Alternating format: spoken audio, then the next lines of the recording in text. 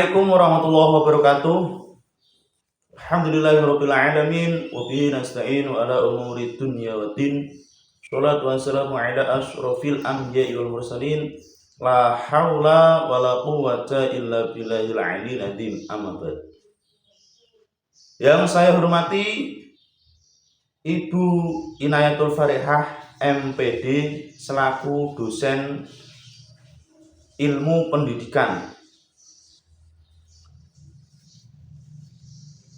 Saya di sini ingin memenuhi tugas UAS ilmu pendidikan semester 3, yaitu meresum makalah 1 sampai 13.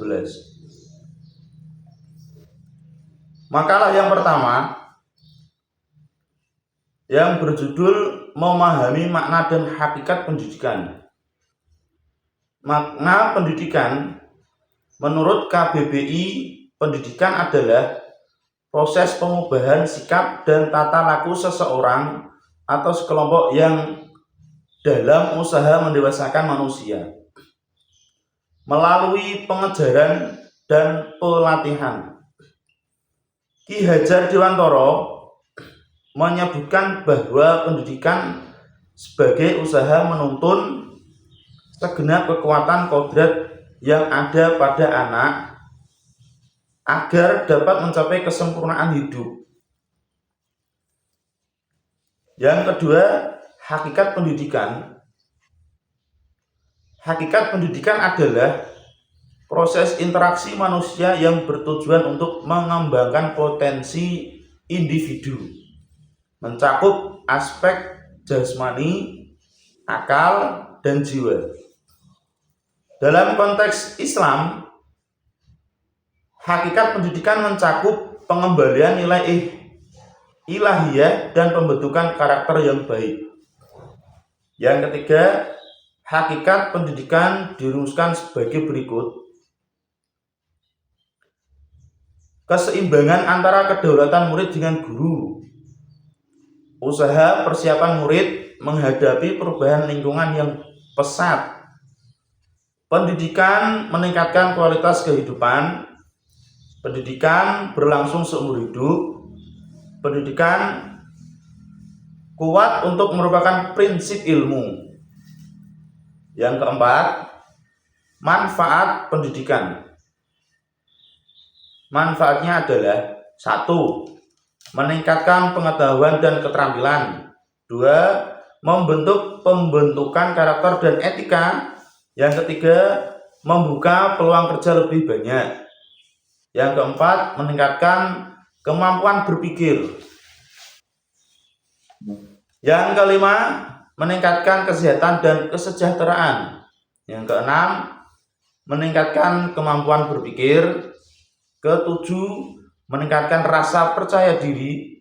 Yang kedelapan, mencegah terbentuknya generasi yang bodoh. Yang kesembilan, menambah pengalaman peserta didik. Yang ke-10, mengajarkan fungsi sosial dalam masyarakat. Lanjut ke makalah 2 yang berjudul memahami kaitan antara pendidikan dan perkembangan peradaban manusia.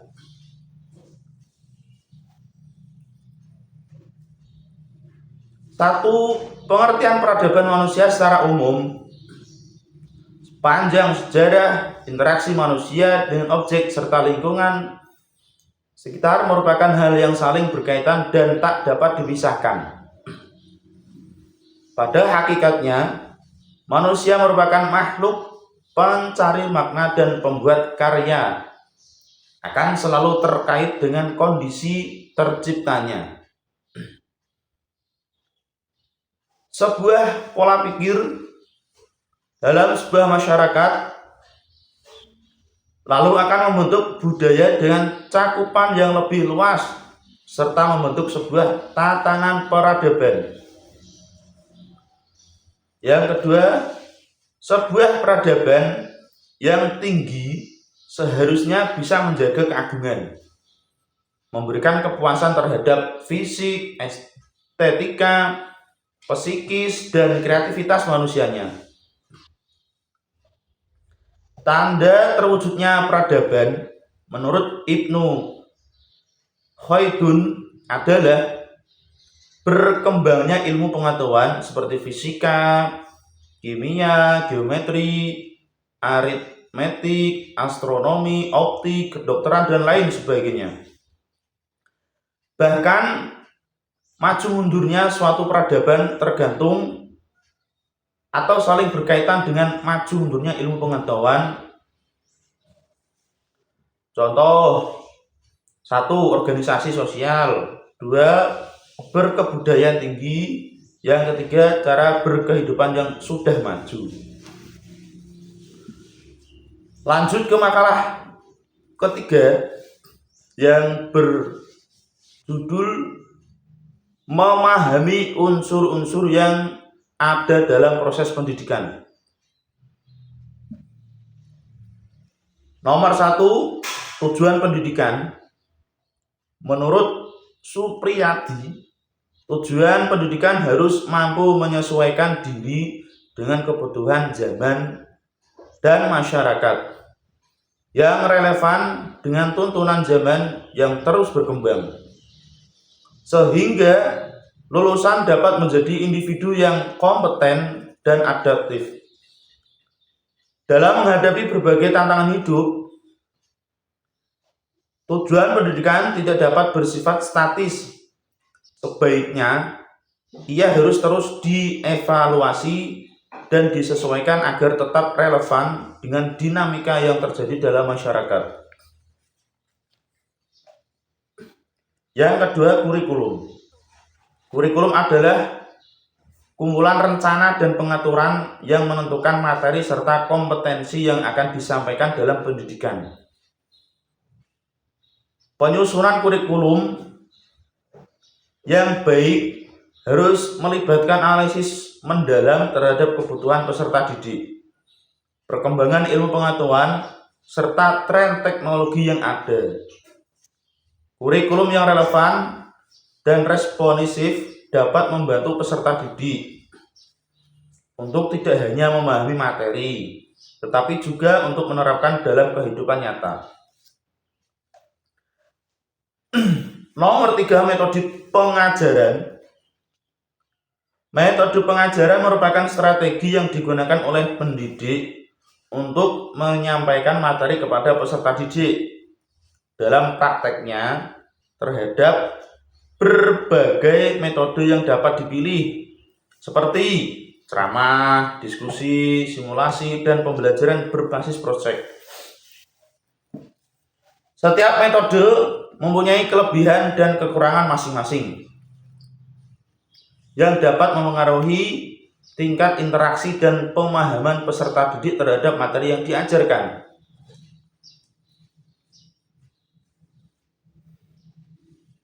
Lanjut ke makalah 4 yang berjudul memahami pendidikan sebagai sistem dan keterkaitan antara pendidik dan pengajaran. 1. Pengertian sistem. Sistem berasal dari kata sistema, artinya himpunan bagian yang berhubungan secara teratur dan membentuk keseluruhan. Ciri-ciri sistem punya tujuan, batasan, jelas, bersifat terbuka, terdiri berbagai bagian atau saling ketergantungan. Yang kedua, pengertian pendidikan. Pendidikan berasal dari kata didik yang berarti memelihara dan melatih. Menurut Ki Hajar Dewantara, pendidikan adalah upaya memajukan budi pekerti, intelek, pikiran, dan tubuh anak agar lebih baik. 3. Pengertian pengajaran. Pengajaran berasal dari kata ajar yang artinya memberi petunjuk. Menurut Paul Suparno, Mengajar adalah membantu seseorang membangun pengetahuan sendiri, bukan hanya sekedar memahami informasi. Pendidikan sebagai suatu sistem.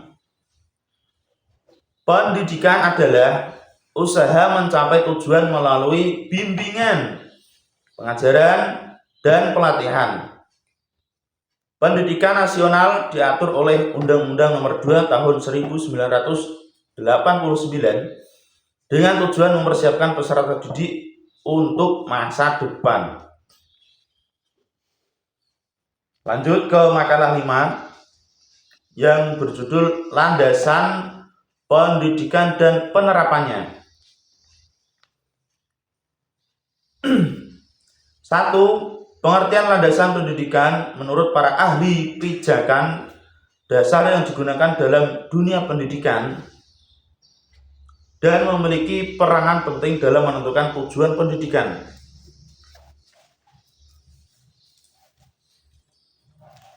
Jenis-jenis landasan pendidikan. 1. Filosofis yang menentukan tujuan pendidikan. Yang kedua, psikologis yang memahami perkembangan peserta didik. Yang ketiga, sosiologis yang menyelaraskan pendidikan dengan masyarakat.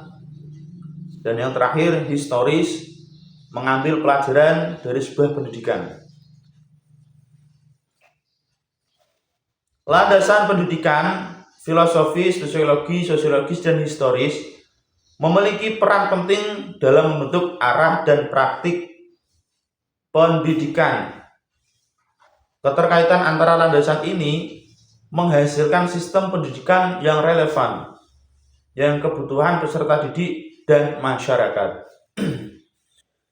Lanjut makalah yang ke-6 yang berjudul Asas-asas pokok pendidikan dan penerapannya.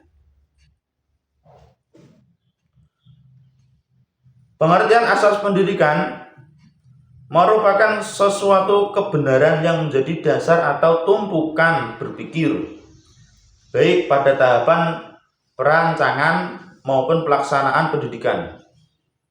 Khusus di Indonesia, terdapat beberapa asas pendidikan yang memberi arah dalam merancang dan melaksanakan pendidikan. 2. Asas pokok pendidikan. Berdasarkan bahan ajar pengantar pendidikan UMP 2008, setidaknya ada 3 asas pokok yang harus dipertimbangkan dan dipedomani dalam penyelenggaraan pendidikan di Indonesia. Ketiga asas tersebut ialah asas Tutwuri Handayani, belajar sepanjang hayat dan kemandirian dalam belajar. Yang pertama, asas Tutwuri Handayani.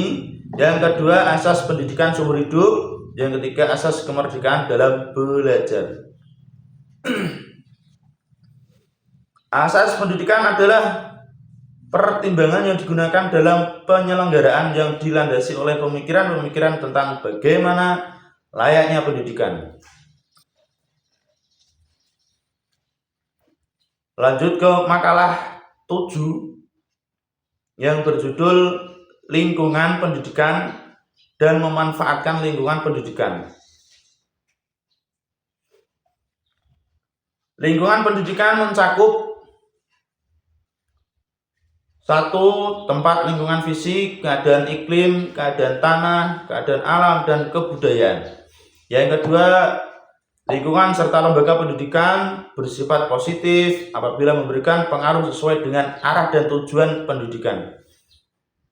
Lingkungan bersifat negatif apabila berpengaruh serta kontradiktif, bertentangan dengan arah dan tujuan pendidikan. Fungsi lingkungan pendidikan. Lingkungan pendidikan dapat menjamin kehidupan emosional peserta didik untuk tumbuh dan berkembang. Lingkungan pendidikan berfungsi sebagai wahana yang amat besar bagi perkembangan individu dan masyarakat dalam memperluas dan mempercepat usaha mencerdaskan kehidupan bangsa. Lingkungan pendidikan membantu peserta didik dalam berinteraksi dengan berbagai lingkungan sekitarnya, mengajarkan tingkah laku umum dan untuk menyeleksi serta mempersiapkan peranan-peranan tertentu dalam masyarakat. Pemanfaatan lingkungan pendidikan. Pemanfaatan lingkungan pendidikan sangat penting dalam menunjang proses belajar mengajar. Karena lingkungan dapat menyediakan sumber belajar yang beragam dan kontekstual. Lingkungan sekolah sebagai laboratorium belajar, lingkungan sosial sebagai media pembelajaran, lingkungan alam untuk pembelajaran kontekstual, kerjasama dengan masyarakat dan orang tua. Lanjut ke makalah 8 yang berjudul Pendidikan Panjang Hayat. Pendidikan seumur hidup atau pendidikan sepanjang hayat dalam bahasa Inggris disebut lifelong education adalah prinsip yang menyatakan bahwa pendidikan itu berlangsung seumur hidup manusia. Arti lugasnya yaitu pendidikan tidak berhenti hingga individu menjadi dewasa. Pendidikan sepanjang hayat menjadi semakin tinggi urgensinya pada saat ini karena manusia perlu terus-menerus menyesuaikan diri supaya dapat tetap hidup secara wajar dalam lingkungan masyarakat yang selalu berubah. Tujuan pendidikan sepanjang hayat, manusia seutuhnya dan dilaksanakan seumur hidup untuk mengembangkan potensi kepribadian manusia sesuai dengan kodrat dan hakikatnya. Dasar pemikiran yang menyatakan bahwa pendidikan seumur hidup sangat penting dan dapat ditinjau dari beberapa aspek. Yang pertama, tinjauan ideologis. Yang kedua, tinjauan ekonomi. Yang ketiga, tinjauan sosiologi. Yang keempat, tinjauan politis. Yang kelima, tinjauan teknologi. Yang keenam, tinjauan filosofis. Yang ketujuh, tinjauan psikologis. Yang kedelapan, pedagogis.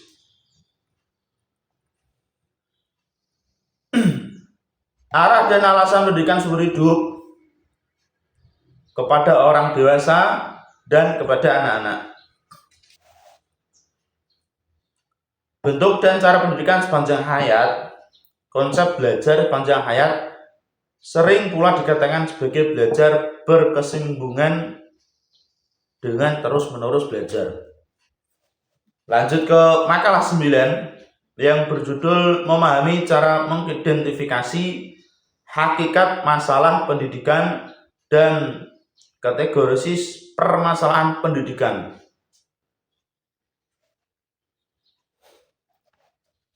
Yang pertama, hakikat masalah pendidikan adalah ketidaksesuaian antara harapan dan kenyataan dalam dunia pendidikan. Ini menyatakan berbagai aspek seperti kualitas pengajaran, aksesibilitas, relevansi kurikulum, fasilitas kesetaraan pendidikan, serta motivasi peserta didik. Faktor-faktor yang mempengaruhi rendahnya pemerataan kesempatan pendidikan meliputi 1. Kondisi sosial ekonomi. Yang kedua, kurangnya sarana prasarana. Yang ketiga, kesadaran pendidikan. Yang keempat, kualitas tenaga pendidik. Yang kelima, keterbatasan teknologi. Masalah kuantitatif pendidikan berkaitan dengan keterbatasan daya tampung terutama di daerah terpencil. Lembaga pendidikan lebih banyak pusat di kota-kota besar, sehingga akses pendidikan di daerah terpencil sangat terbatas. Lanjut ke makalah 10 yang berjudul memahami faktor-faktor yang mempengaruhi permasalahan pendidikan di dalam masyarakat.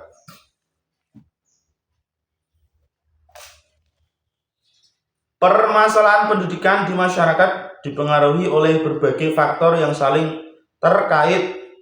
Tantangan ini mencakup aspek ekonomi, sosial, budaya, dan kualitas.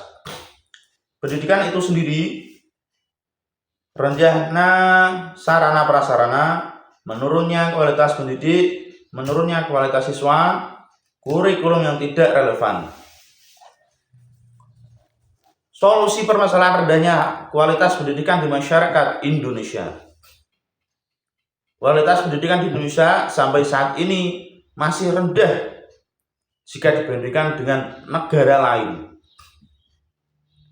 Perlu dilakukan upaya dan solusi untuk mewujudkan pendidikan yang sesuai dengan tujuan pendidikan nasional untuk menciptakan manusia-manusia yang berkualitas.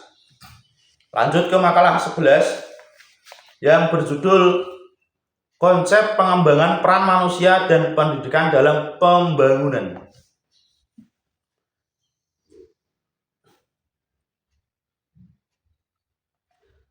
Pembangunan pendidikan adalah proses perombakan struktural fokus pada 1.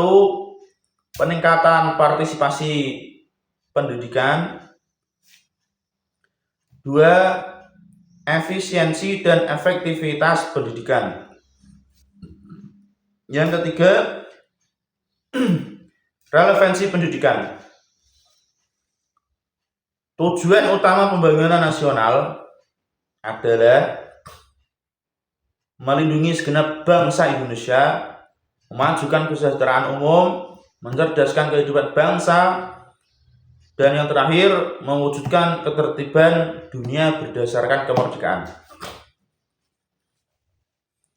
Peranan pendidikan dalam pembangunan fungsi utama, melestarikan ideologi dan nilai sosio-kultural, mempersiapkan tenaga kerja, memerangi kemiskinan dan kebodohan, mendorong perubahan sosial. Lanjut ke makalah 12 yang berjudul memahami pentingnya usaha pembaruan atau inovasi pendidikan. Pengajaran dengan sistem modul. Modul merupakan program pengajaran yang disusun secara sistematis, operasional, dan terarah untuk digunakan oleh peserta didik. Tujuannya adalah meningkatkan efisiensi dan efektivitas belajar mengajar di sekolah.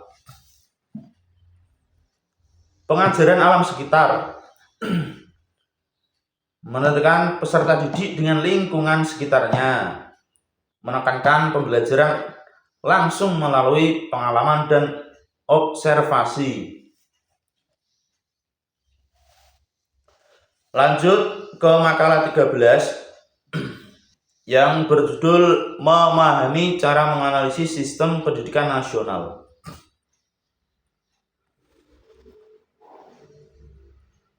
Visi dan misi sistem pendidikan nasional. Visi yaitu terwujudnya sistem pendidikan nasional sebagai pranata sosial yang kuat dan berwibawa untuk memberdayakan semua warga negara Indonesia berkembang menjadi manusia yang berkualitas, sehingga mampu dan proaktif menjawab tantangan zaman yang selalu berubah. Sedangkan misinya yaitu mengupayakan perluasan dan pemerataan kesempatan memperoleh pendidikan yang bermutu bagi seluruh rakyat Indonesia. Menganalisis sistem pendidikan nasional yaitu mengetahui tujuan dan fungsi sistem pendidikan nasional, mengetahui prinsip penyelenggara sistem pendidikan nasional. Yang terakhir, mengetahui visi dan misi sistem pendidikan nasional.